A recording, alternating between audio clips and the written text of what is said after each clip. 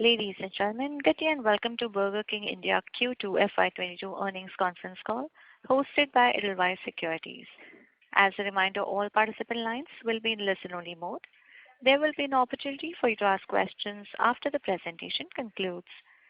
Should you need assistance during the conference call, please signal an operator by pressing star and 0 on your touchtone phone. Please note that this conference is being recorded. I now hand the conference over to Mr. Nihal Jham from Edelweiss Securities. Thank you, and over to you, sir. Yes, thank you, Tanvi. On behalf of Edelweiss, I would like to welcome you all to the Burger King India Q2 FY22 result update. From the management today, we have Mr. Rajeev Varman, CEO and Whole-Time Director, Mr. Sumit Zaveri, Chief Financial Officer, Mr. Kapil Grover, Chief Marketing Officer, and Mr. Prashant Desai, Head of Strategy and Investor Relations. I would now like to hand over the call to Mr. Rajeev Varman for his opening remarks. Over to you, sir. Thank you very much.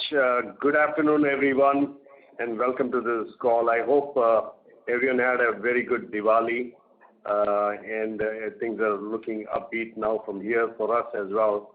I think the sales revenues and also the people coming out into the malls have improved significantly in the last month. So that's very good news for us. I also wanted to take a minute and, we forget to do this all this time. Really congratulate the Indian audience, the Indian population, the governments, central government, the state governments, for probably one of the best vaccination programs in the world. I think they have done a tremendous job getting this population vaccinated. And just to update you on Burger King, where we stand, we are about 84.7% vaccinated with double vaccines, and that's about 97% of eligible candidates have already been vaccinated. So there's the balance will be vaccinated within the next 60 days or so as they become eligible to get vaccinated. So that's some good news from our side as well, as everything is moving in a positive direction. I just wanted to remind everyone what our goals are, and we continue to do this on every call. As we are a growth company, you can appreciate that we started building our restaurants about 7 years ago.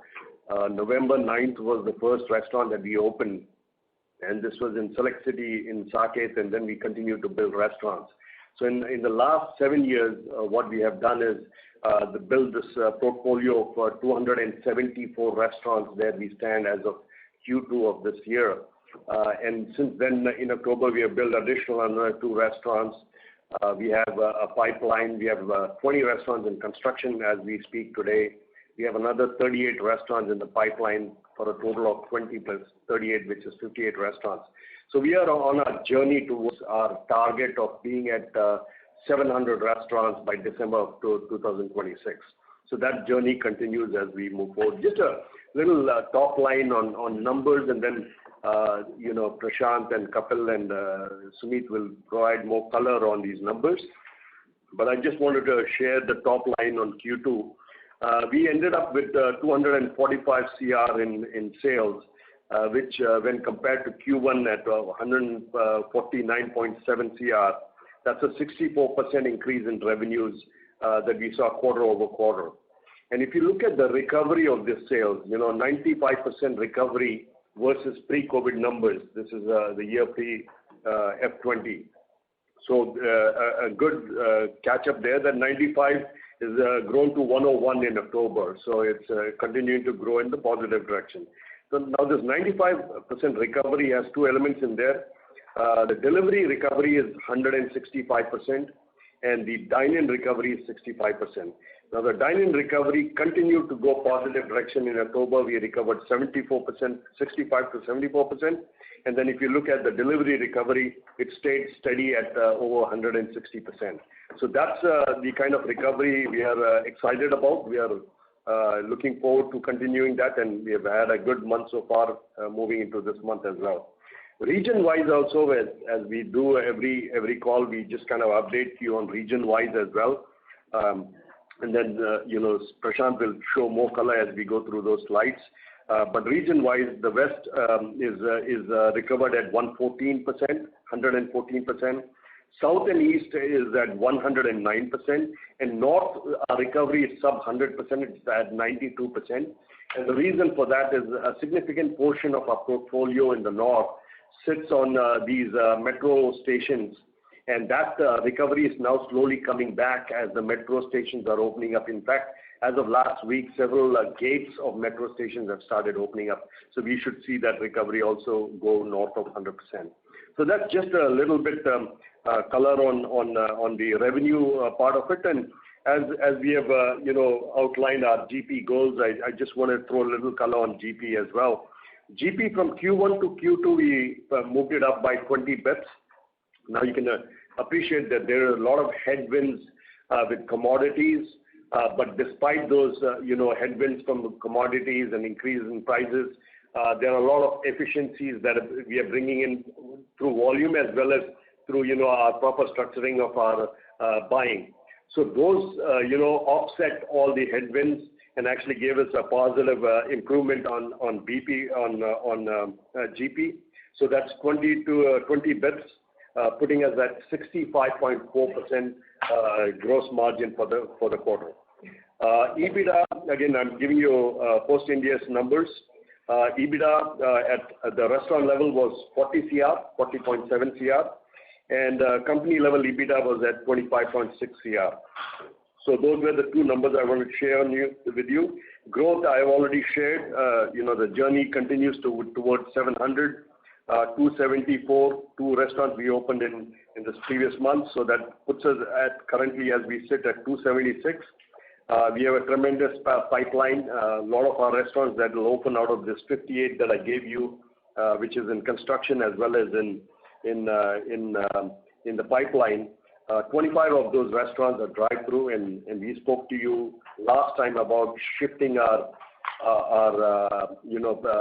strategy to build as many drive-throughs. So we have started off that with building up a pipeline of 25, high street locations 21, food court units 5 restaurants, and then mall and transit are 5 and 2. So that adds up to your 58 restaurants that you're looking in terms of moving forward with that as well. Now, just a word, obviously you're all aware of our bid to acquire the Indonesian Burger King business. Over there, we have submitted a binding offer to acquire 83% stake in the entity there at USD 183 million. This was accepted by the company there, and now the process of financing it and closing that will start, and we will progress that on a speedy basis. Then Kapil will take some time to talk to you about the BK app. I think we are extremely excited about the BK app. We have made tremendous progress in terms of downloads, in terms of our portion of delivery, as we have told you that we'd like to take the delivery business wherein along with our aggregators we continue to build the Burger King delivery business. So he will share and throw color and show you how that progress has happened on the BK app business, but extremely excited. Overall, we had moved our downloads. Last time we reported to you about 1 million. We have improved that by another 50%. So that will be shared by Kapil as he gets into that. And now a very exciting news. Last time I shared with you that we would be launching BK Cafe in the 4th quarter and then build 75 in the next year, next fiscal year. I'm very happy to report to you that we were able to pull that forward. We have soft launched our first BK Cafe in Churchgate, and this cafe is up and open. I invite each one of you to go visit that location if you're in the Bombay area, and we will continue to test different products there, and we are continuing to look at different things and move that to a steady growth number. We also have 10 other BK Cafes in construction as we speak today. So that's that BK Cafe, construction and that growth strategy is in place.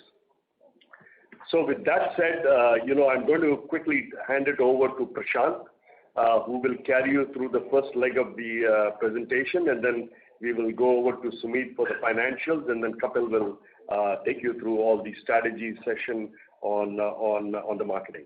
So over to you, Prashant. Thank you, Raj. Welcome, everyone.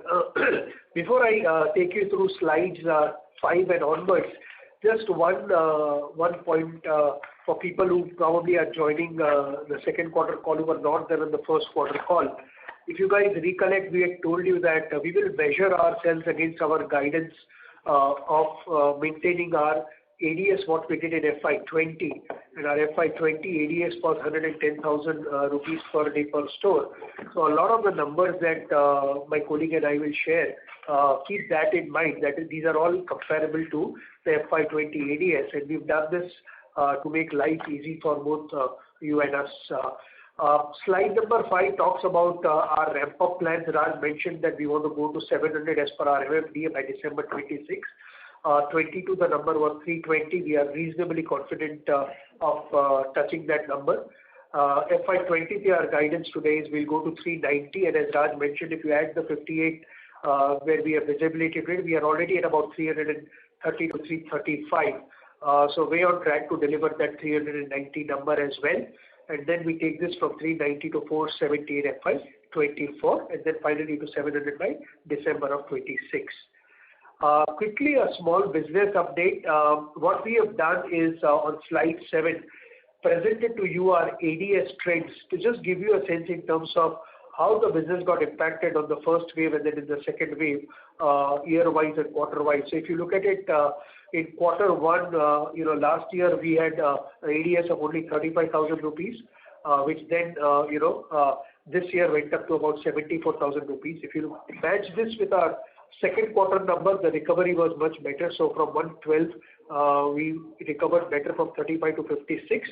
And as we had presented, as Raj mentioned, we are now on an overall basis on a quarter 2 at 104,000 rupees.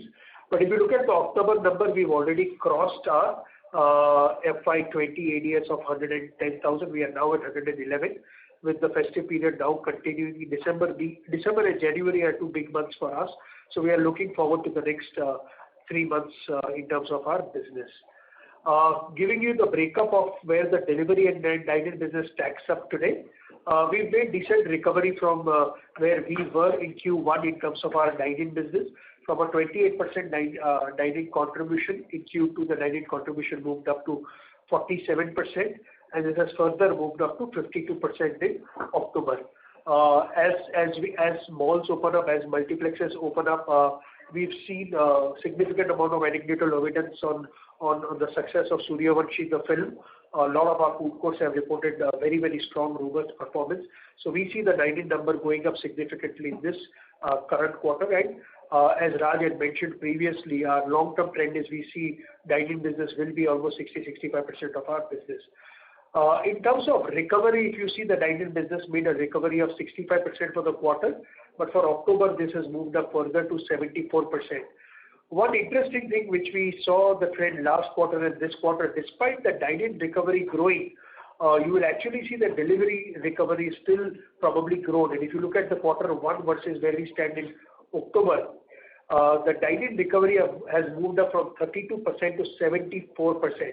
And my delivery has actually not dipped. My delivery recovery from 157% even today stands at 162%. So overall the business is looking very strong and very robust.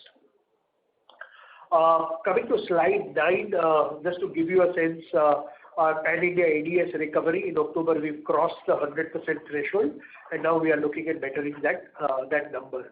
Raj already mentioned our recovery on the regional basis. He also mentioned that north, the recovery is kind of lagging because of our locations on the metro side. But as the country opens up, as more people start using transit, we are hopeful for a much swifter recovery in north as well. And west continues to do well in terms of recovery. What I will do is I will quickly now turn it over to Sumit to just quickly take you through our operating and financial performance for the quarter. Sumit? Thank you, Prashant. I'll just quickly summarize the financial performance. The parameters have already been discussed by Prashant and Raj. At an overall level, from revenue perspective, we did a revenue of 245 crores as compared to 149 crores that we had done in quarter 1. So it's a 64% quarter-on-quarter growth. Our concentration has always been to keep improving on the gross profit side. And in spite of some of the headwinds that we saw on the inflation or the cost side, we still kind of achieved a 65.4% or rather a margin improvement in the gross profit for the quarter. As we've kind of started to gain gain momentum on the revenue side and continue to improve our revenue to get to normal state and beyond, we've also started seeing the efficiencies of scale to start getting reflected in our cost lines as well. And as you can see, employee line kind of looking at 10% and other fixed costs and other expenses of store also improving by 4%. There is an element of rent benefits in both the quarters, but even after adjusting for rent benefits, the fixed costs and the other cost line items would still have shown a similar improvement or reduction as a percentage to revenue. And then again, general administration expenses continue to kind of get the benefit of scale, improving from 9.7% to 6.2%, with the company EBITDA on a 14-day basis for the quarter standing at 10.4%. So we certainly seem excited with improvement in performance that we have seen. But obviously, this is something which is just the first step, and as we continue to improve further, we should see the improvement in quarters to come as well. So with that, I would just hand it over to Kapil to take us through the marketing updates for the quarter. Thanks, Sumit, and very good evening to everyone on the call. The last quarter, as you saw, we've seen a very good improvement in sales recovery, especially dine-in recovery. So as the lockdown eased off and the vaccinations increased rapidly, we saw this as an opportunity to go back on media and start to drive awareness and recall for the brand. On the last call, I had shared with you that we had soft launched the new 50 rupees stunner menu, which is our value campaign. Now, July through September, we continue to build that with a multimedia TV and digital campaign, a fair share of digital media investments on this campaign given the changing consumer preferences. And consumers have continued to give us fantastic response. It was a 5-week campaign, and we saw a lot of positive response around innovative products like Tikki Twist, Volcano, and very good trials. In fact, 1 in every 3 customers tried at least one product out of the stunner menu. So that's a good start. It's a long-term value strategy for us, and we'll continue to build that in the coming quarters. Moving to slide number 14, Whopper, which is our most differentiated and signature product. We continue to focus on that and build awareness around that, not just through media, but also through fantastic social media campaigns. Whopper Fridays, which is a big property for us, we engage with social media influencers every weekend and get their feedback and comments on our products. This quarter, we launched Peri Peri Whopper, which is our way of driving excitement with the Whopper loyalists. And right now, there is Boss Whopper in the store, so that program also continues to build the Whopper franchise. In fact, over a year, we've increased our Whopper volumes by almost 100%. So that's a good response from consumers to our signature product. Now that brings me to slide number 15. As Raj spoke about the app campaign, now the cricket season, which was the last quarter, was the perfect opportunity for us to engage with our customers digitally and focus on the BK app. We launched a very interesting tech-based campaign to drive BK app installs and usage. So just to give you a snapshot of what that campaign was, this was an augmented reality-based campaign whereby the user had to use an AR filter and catch virtual coupons during live cricket action. So as you're watching live cricket through that BK app camera filter, whenever there is a 6 or a 4 or a wicket or a run, you will actually see virtual coupons popping up on your mobile screen, which you can redeem within 4 to 48 hours exclusively on the BK app. In every match, we will change the offers to generate excitement and keep the consumers engaged. This program drove a lot of excitement and buzz with our consumers. We actually saw more than 9 million impressions and over 50,000 gameplays through this program. And as you heard Raj speak, quarter on quarter, our app sales grew by over 60% and our app installs grew by over 50%. Now I'm on slide number 16. Now we've spoken to you about this strategic initiative, the BK Cafe. I've told you last time as well that this is our way of driving an incremental occasion, driving more frequency with our customers. We have been able to manage to prepone this launch. On 9th of November, we opened our first BK Cafe at Churchgate, Mumbai. this cafe has a range of hot and cold coffee-based beverages, non-coffee shakes, savory and sweet food items. We try to create a very unique, customized menu for our customers to come and try these products. And as Raj mentioned, we welcome you all to come and try this, whoever is in Bombay, to come and try and give your feedback. And we will already have 10 more cafes in construction. We're well on track to open 75 more cafes by FY23. So just to summarize, we stay focused on our 4 key pillars: value strategy led by Stunner menu to drive traffic, strengthening the Whopper franchise and thereby strengthening the brand Burger King, building the BK app platform, and now scaling up BK Cafe to drive incremental occasions and top line for the business. At this point, I would hand over to Prashant to talk you through the future outlook. Thanks, Kapil. Our outlook continues to remain the same that we had shared with all of you last quarter. So the store outlook I mentioned, that's our guidance on store, our SSSG guidance, and our gross profit guidance, which is 68% for FY24. With this, I'll open up the floor for any questions that you may have. Thank you. Thank you very much. We will now begin the question and answer session. Anyone who wishes to ask a question may press star and 1 on their touchtone telephone. If you wish to remove yourself from the question queue, you may press star and 2. Participants are requested to use handsets while asking a question. Ladies and gentlemen, we will wait for a moment while the question queue assembles. The first question is from the line of Percy Panthaki from IIFL. Please go ahead.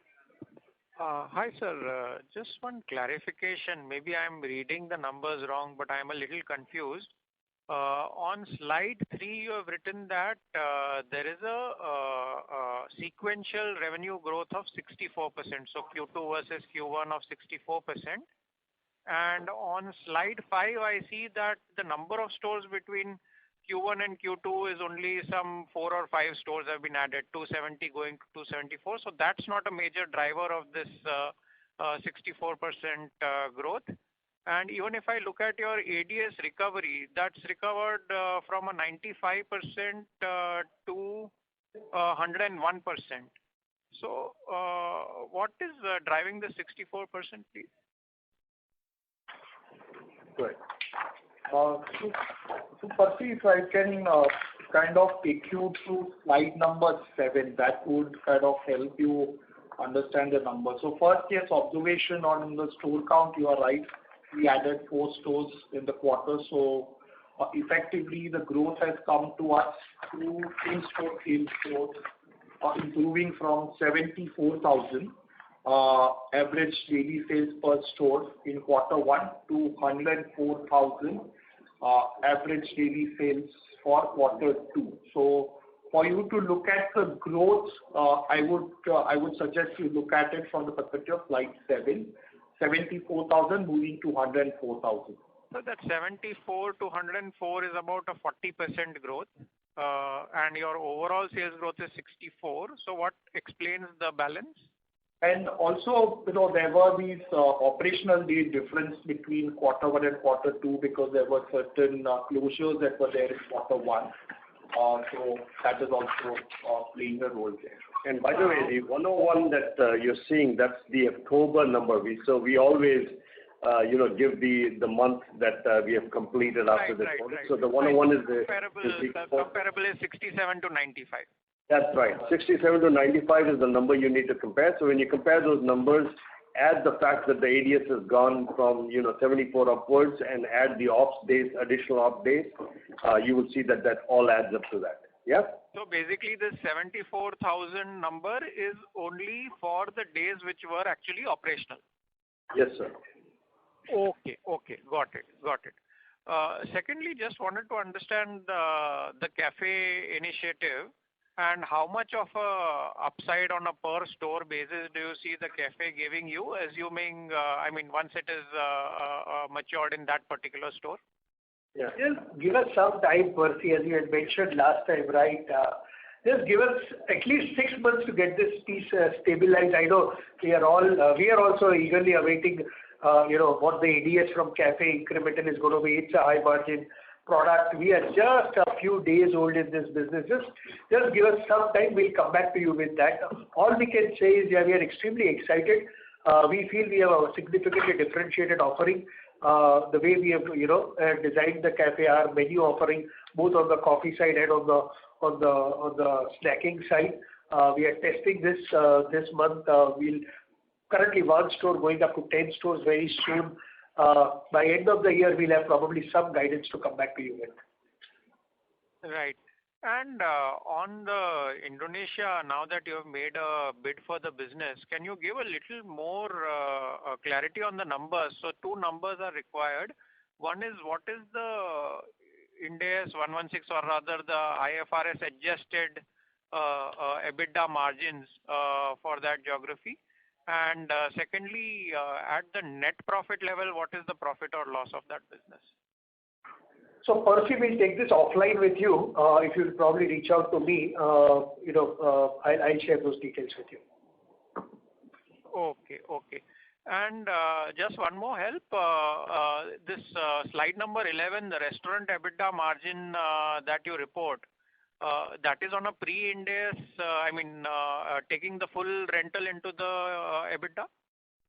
That's on a post-Ind AS basis, Percy. So the numbers that we are reporting, as we were being discussed during our last quarterly call as well. So we would be sharing the numbers on a post-Ind AS basis.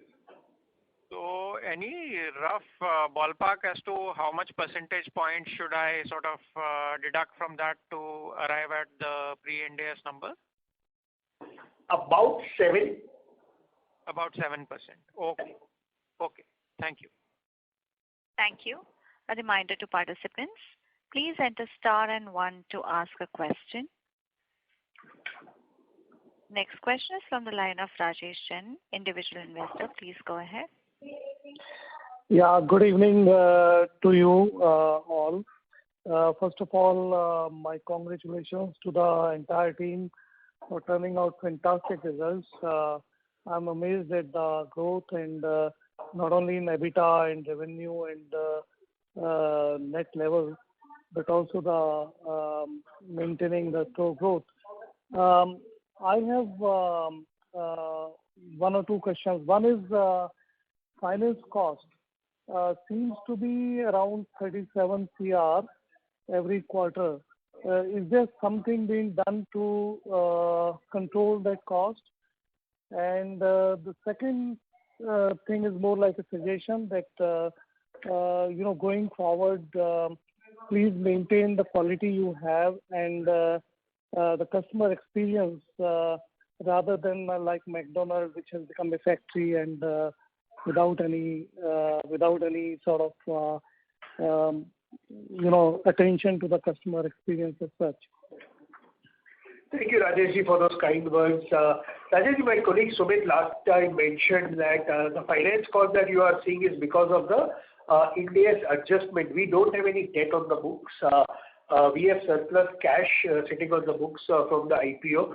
So if your worry is that finance cost is as an interest cost, it is not. So just wanted to lay that on the table. It's purely an accounting entry because of the Ind AS basis. And yes, I will pass on your feedback to all my colleagues in terms of you liking the product, and thank you for the same. Thank you. On the operations, we assure you that even in the last quarter, we continue to be leading in terms of operations in the Burger King system among the top few countries globally in operations, and we'll never drop that. We have a very strong operations team led by our leader, Cicely Thomas. And, while we continue to, balance our business between delivery and dine-in business, which is now recovering, I think we have done a fantastic job continuing to do that. There's a lot of room for us to continue to improve. So I think we are in the mode of improvement versus, any kind of a deterioration that, anxiety that our business will deteriorate. We still have headroom to improve our business, improve our service, improve our delivery service. We just started our delivery service with our e-scooters. So we have already acquired around 100 e-scooters. We are in the process of acquiring another 250 to 300 e-scooters. We have spent a lot of money in terms of packaging, developing up significant money into developing good packaging to carry our food to the restaurants, bags, boxes, wrappers, you name it. So a lot of investment going on there. But also, we spoke about this a couple of quarters ago, that we have invested a lot of energy around getting the way our restaurants are built so that we can, have a very good ease of delivering our food. So we have a channel, we have a now bench set up for, constructed a bench in the kitchen for delivery business. The delivery boys come from the side, they go through the window, they pick up the order. So a lot of technology has gone into this as well. And you will continue to see that we will work very hard, not only to improve our dine-in experience, that thank you for acknowledging the work that we are doing there, but also on the delivery side, we will continue to put the emphasis on improving delivery business as well. Thank you for your question. Thank you. The next question is from the line of Deepak C. Gupta from Reliance Nippon Life Insurance. Please go ahead. Hi, thank you for taking my question. If you could perhaps just give us some information on what was the SSG growth for the quarter, and on 2-year basis, what the SSG growth would look like?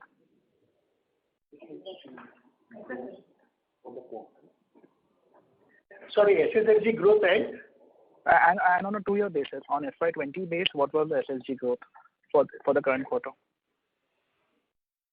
Sorry, you want FY20 versus FY19? Yeah, I wanted what is for the current quarter, FY22 was Q2 FY22 versus Q2 FY21, and Q2 FY22 versus Q2 FY20. Okay, so Q2 and Q1, it was 62% for Q1. Okay. And on a 2-year CAGR basis, if I compare Q2 FY22 with Q2 FY20? Q2 FY20 versus FY22 versus 20. The recovery percent. Yeah. So this effectively is FY20 versus Q4, Q2 FY20. So, Deepakji, if I can answer that question, and if I could kind of draw your attention to slide number 9 of our presentation. When we effectively say that the recovery for Q2 is at 95%, this is with reference to FY20 numbers, pre-COVID numbers. Hence, it would translate to an SSSG of -5% for Q2 vis-a-vis FY of 20. FY21, since it was honestly substantially impacted by COVID, we are literally kind of looking at trying to go back to pre-COVID levels, and hence we are looking at the numbers in that manner. But if I can draw your attention to number differences, we did in last year, which is FY21, September quarter, we did a revenue of 110 crores. Against that, we are at 250 crores. So, hence for us, the way we want to measure it is effectively to say that how do we compare ourselves to pre-COVID levels. Sure, I hear that. That's very clear. So, I'm taking this question a bit forward. You've given a forecast of 5 to 7% SSG growth for FY23. Given the fact that you have extremely low base in FY22 because of H1, don't you think there's a chance of potential upside on FY23 numbers, given that if things normalizes and the COVID wave 3 does not happen? Do you see an upside potential to your SSG forecast? It's a fair observation, Deepak, and this question came up several times last quarter as well. What we told is, first let us come up to speed with where we were before COVID hit us, which it now seems in October we have recovered that ground. Let us spend this November, December, January, which are relatively big months for us at Burger King. And when we come back to you with our December numbers or March numbers, we will probably relook at that guidance. But as of now, we want to stay at that 5 to 7% guidance, and this is Deepak, 5 to 7% over 110,000 of ADS. Okay, so on FY20 numbers. Okay, we're talking about that. Yeah. Understand. Okay. And secondly, Prashant, on Burger King Cafe, now I believe the Churchgate outlet was a dine-in outlet which had been converted into a cafe. So going forward, are you looking to convert some of your flagship dine-in outlets to a cafe concept? And what could be the capex involved on the same? Yeah. Sorry, this is Raj. No. We have a cafe within. It's a shop in shop, right? So Burger King, in Churchgate is a magnificent restaurant. It's got a very large lobby, a lot of seating inside, a lot of seating outside in the patio area. So it's a significantly large restaurant. So we have put a cafe on the left side of the restaurant, and it's kind of an island cafe as we are calling it. It's got all the bells and whistles if you go and look at it. And we continue actually to learn and kind of make changes as we go. And that's why we've only got 10 restaurants in construction to cafe constructions. As we want to make sure that we, clean out all the, issues that we potentially might have. So that process is anywhere from now to end of December. But we should be opening another 10 cafes very soon. And those will include all those improvements that we do make in Churchgate. Now the capex that we are looking at, we have 3 different models that we are building of the cafe. We're calling it just ABC, and you will find that the one that is A, which has all the bells and whistles, anywhere around 25 lakhs or so will be the cost. Again, this is just preliminary numbers because what we will do is we'll find efficiencies once we have finalized the cafe model and how we're going to execute it. And then we have B and C, which are lesser versions of that, which will cost us much less. We haven't built those versions as yet. Once we build the first few versions of it, we will start advising probably towards the Q1 of next year on proper numbers on this, and it will be a responsible way of doing this communication out to our investors. And I think if you can just bear with us and have some patience, we will give you some good numbers, and we will be able to give you some hard, firm numbers in that first quarter. Deepak, just to kind of add to what Raj is saying, all our BK cafes are going to be part of our Burger King store. So it's not that we are going to be setting up standalone cafes. So from our existing stores, wherever we believe there is space and an opportunity, we will convert a part of that store into a BK cafe. All the new stores that we are signing, most of them will accommodate the cafe. So it's not that we've kind of completely moved the burger business out and setting up a cafe. So that's the only other thing that I wanted to add. Sure, I hear that. And just on the last question on the Indonesia acquisition, given the fact that now the board has approved the acquisition, what are the timelines are we looking at, and how will the funding of this acquisition take place? Thank you. So funding, Deepak, will be an equity fundraise. We've just finished submitting the final bid. Our view is we should be able to complete the transaction before the end of the financial year. It could either be a preferential or a QIP. Sure. Okay. Thank you so much. Thank you. The next question is from the line of Rohit Balakrishnan from iThought PMS. Please go ahead. Yeah, hello. Am I audible? Yeah, Rohit. Yeah, hi. So, couple of questions were already answered. My question was also in terms of the timelines. That's already been answered. So, in terms of this mix, in terms of dining versus delivery, so we've now reached close to 52%. So, I mean, given how things have been in the last few quarters with COVID and stuff, so how do you see? I mean, once we return to normal, what kind of mix do you envision? Is there any thoughts around that? That was one. And just related to this is that if you done anything differently to also increase your delivery mix going forward as well? I mean, is there anything I think Mr. Raj mentioned something in the previous answer. If you can allude a bit more. I mean, is there any investment or is there any change in the menu or anything else that our kind of food is more amenable to delivery, or that is not the case? We're pretty much amenable to delivery even now. So something around that would be very helpful. Thank you. Very, very good question. So let me try to answer that. So we actually have addressed this, in the last call several things, right? It's not just about the food, the packaging, the delivery vehicles, the carry bags, the process technology, right? So we have handled this is all that, the whole delivery experience has all these elements in it. And so we have done not a complete job. We have done 80% of the job on packaging. We continue to tinker it a little bit to get it to the end result. You will find that the menu is not only already been modified or will continue to be upgraded towards more delivery-friendly kind of products, and our marketing department, along with their entire team, is working on that in terms of getting that to a point wherein those become very delivery-friendly products. So those are in the process and moving along.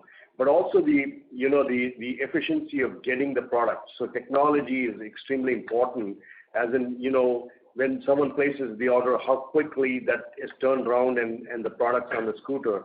So that technology has been, a tremendous amount of work has been done. I think there we have made tremendous improvement, and I think we are there in terms of the efficiency over there. We are very proud of that.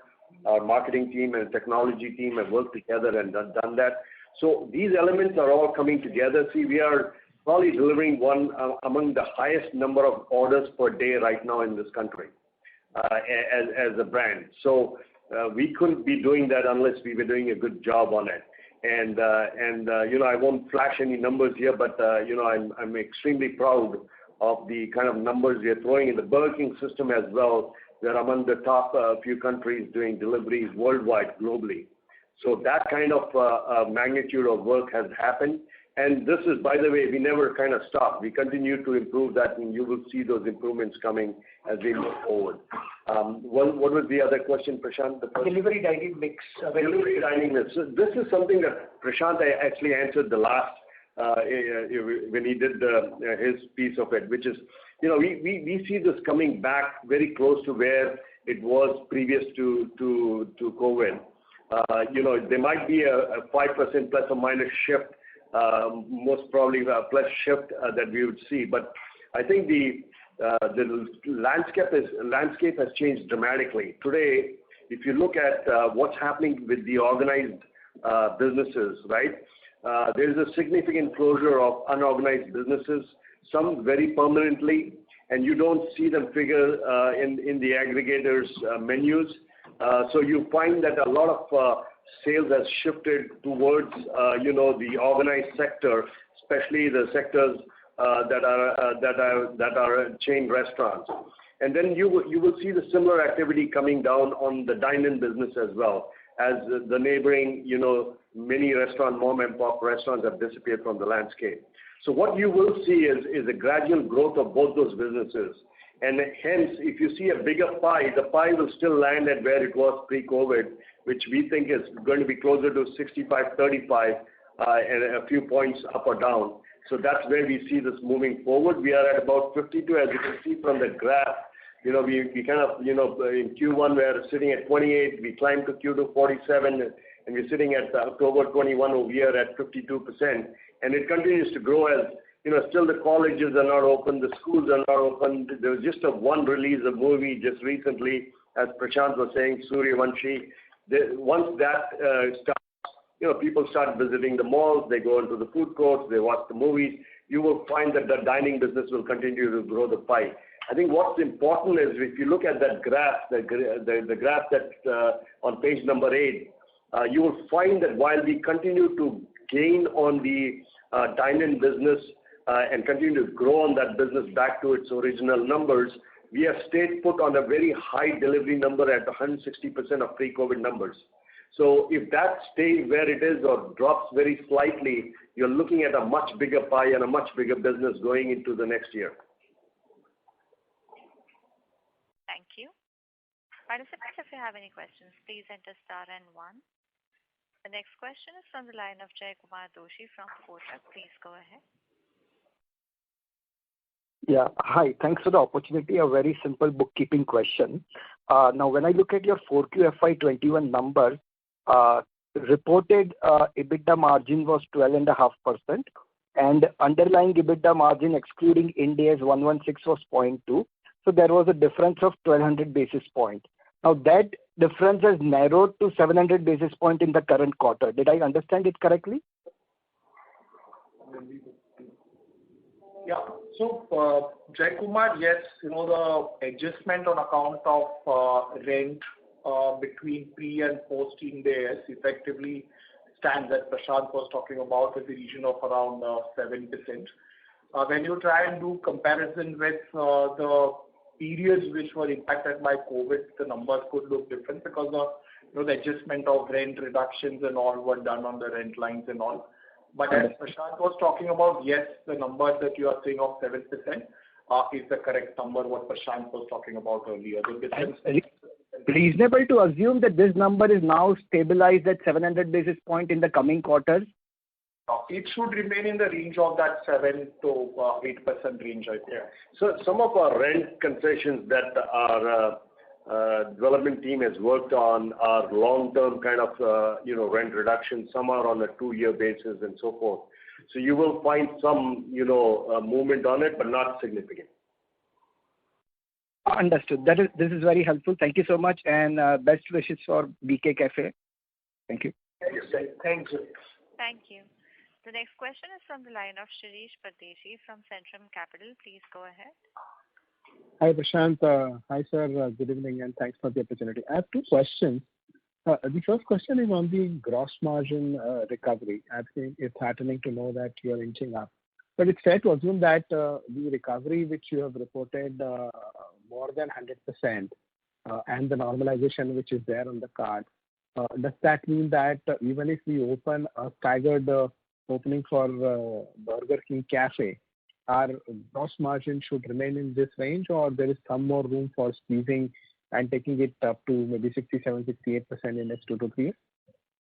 It is, right. And we've actually gone ahead and Shirish guided that, right? We believe that by FY24, excluding the cafes, we definitely want to touch a 68%, and which is why we probably are the only company in this space which are actually giving guidance on gross margin side, because for us, the health of the business is very closely linked to the gross margin. That's the quality of business and operations we run, and we are kind of shouting it out that we want to go from 66 by the end of this year to 68 over the next 24 months without the cafes.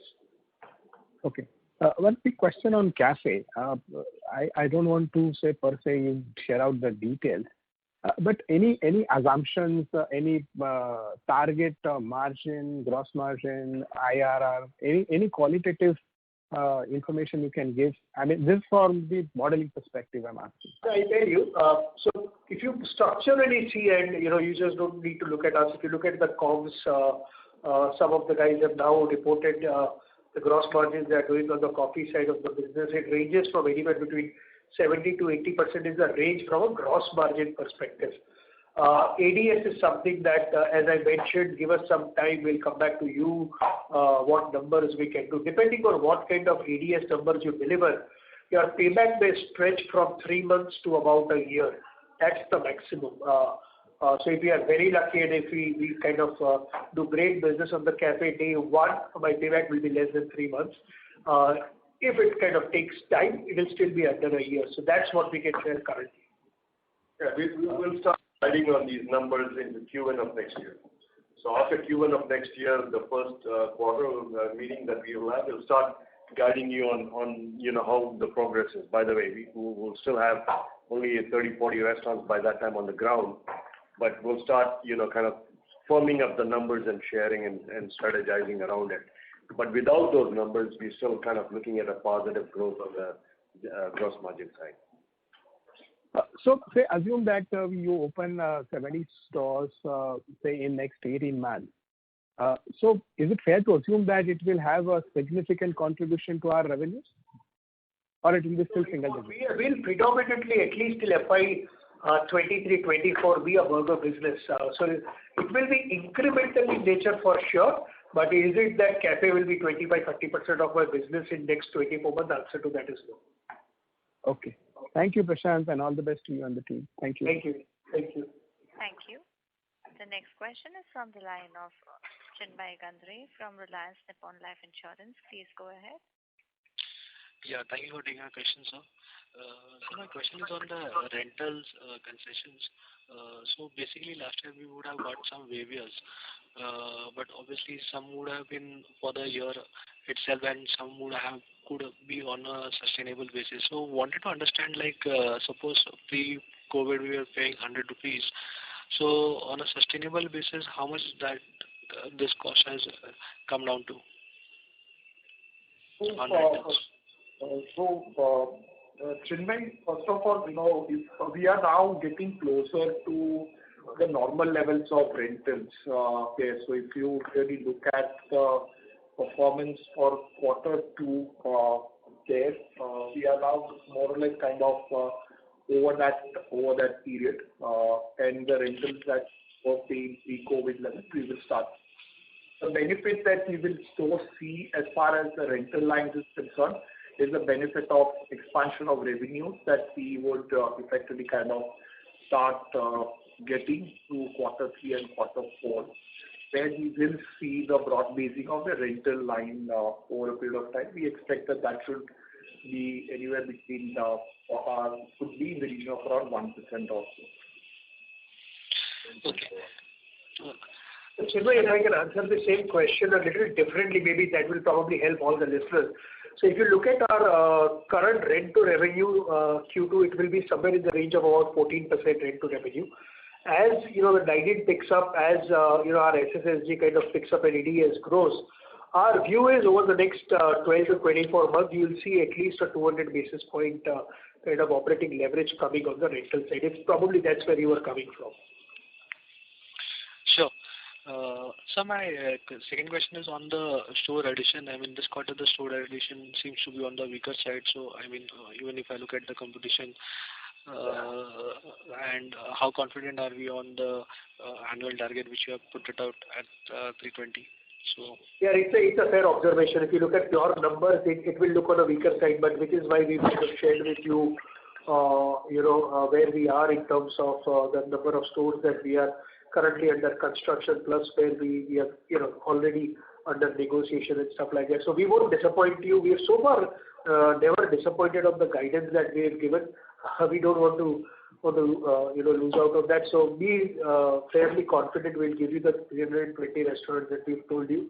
This quarter is going to be a big quarter in terms of store openings, October, November, December. Let us open and then we'll come back to you, but we'll deliver the 320 and 390 number that we have shared with you. Let me just reiterate, right? I mean, we have 20 restaurants right now in construction, right? So that gets us from 276 to 296, right? So 38 restaurants on top of the 28 restaurants that are in the pipeline, which will go into construction over the next 30 to 60 days, which will form the 320. In fact, we will have more restaurants in construction when we are at 320, continuing into next year, right?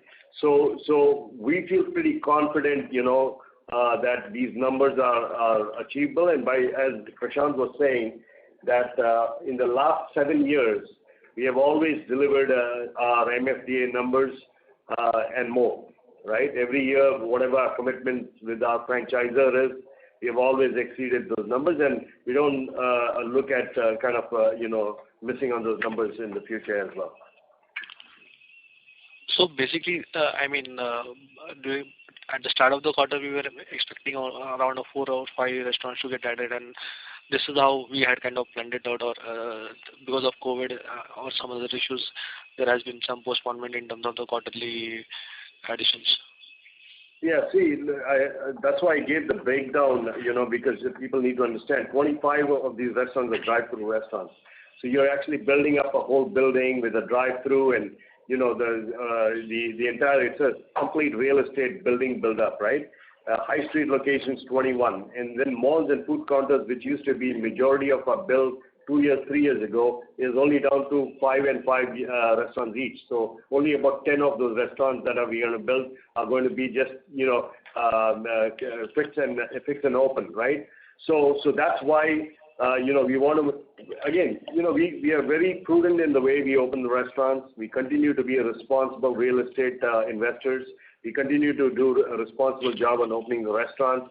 And, we did have a whole scale on pipeline. I think the last time I was on the phone with you, I told you there was 10 in construction. Today we have 20 in construction. We have opened 6 of them, 2 in October and 4 before that. And then the other 20s will start popping in, as Prashant said, in this next 2 months. You will find a whole bunch of restaurants opening up. And then you have a significant amount of restaurants in the last quarter of, or the first 3 months of next year. Yeah?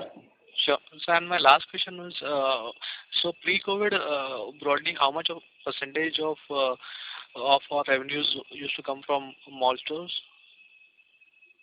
We don't share that data. If you want, Chinmay, we'll separately share that with you. Sure. Okay. Thank you, sir. Thank you. We'll take the last question from the line of Percy Panthaki from IIFL. Please go ahead. Sir, what percentage of the days were operational this quarter? Percy, when I share with you that Indo piece, we'll calculate that and share it with you. But this quarter, though, more or less, we had stores operational literally over 90-95% of our days. But he needs the data. We'll share that with you. Share that data. Okay. And secondly, just one clarification on this SSG, which you are saying 5 to 7%. Now, see, typically when QSR companies say, let's say 5% same-store sales growth, that doesn't mean that their average sales per store also increases by 5% because the new stores open at a lower level and they bring down the average. So how should I read this guidance of 5 to 7? Is it on the total average, system average of the stores, your ADS will go up 5 to 7%? Or will it the ADS go up 5 to 7% for the stores which have remained operational for more than 1 year? Yeah, so see, SSG is guidance on existing store, right? The new stores don't have an SSG guidance. Obviously, you understand that because they're new stores, right? So the old stores are the ones that have had a full 12 months of operation. They start comping, and we have a SSG for those stores. The new stores ramp up over time period, right? So they will not start at 100% of their ADSs on day one. They kind of ramp up, and like we have shared initially with you in the first call, I think, many of our mall stores kind of start off and immediately pick up within the week or so. They pick up to their, ADS levels. Whereas high street restaurants and drive-through restaurants take anywhere from 60 to 90 days to kind of, and then they continue to grow. So they don't ramp up and stop, and then that's flat matured sales. They continue to grow. Many of our restaurants, even today, if you look at the Churchgate restaurant we are talking about, it continues to grow. And it will continue to grow, year over year because there's so much potential for us to build awareness. The awareness of our brand still continues to have a top empty portion that we can fill up. And there is also a lot of opportunities in terms of all these technologies and delivery vehicles that we are bringing in. So you will find that ramp up will happen both at the drive-through restaurants, at the inline restaurants. You will find that our restaurants up in malls will continue to grow at the 5 to 7 kind of a percentage that we are advising. Now look here, these are conservative numbers that we always, we do our due diligence, and we want to make sure that when we speak here that those are numbers will absolutely deliver and beyond. And hopefully that we will have better idea towards the Q4 numbers. And if we have to revise our sales guidance then, we will share that with you at that time. Understood. Because this 5-7% SSG would imply that at a system average level, your sales per store would actually decline YOY, given the decent number of store openings, new store openings that you have planned. Total revenues will continue to climb. They will not decline. They will continue to climb. ADS levels, we will discover those as we ramp up. See, when you have a portfolio of 50 restaurants and you build 50 restaurants, yeah, probably you would decline. But when you have 270, 290, at that point we'll have 320 restaurants, and you build another 70 restaurants, the percentage of new restaurants impact to the whole portfolio is much smaller. Okay, sir. That's all from me. Thanks and all the best. Thanks, Percy. Thank you, Percy. Thank you. That was the last question. I now hand the conference over to management for closing comments. Thank you everyone for joining us. Wish you and your family a happy Diwali and New Year. and look forward to connecting with you guys with a Q3 conference call. Thank you. Thank you, sir. On behalf of Edelweiss Securities Limited, that concludes this conference. Thank you for joining us, and you may now disconnect your lines.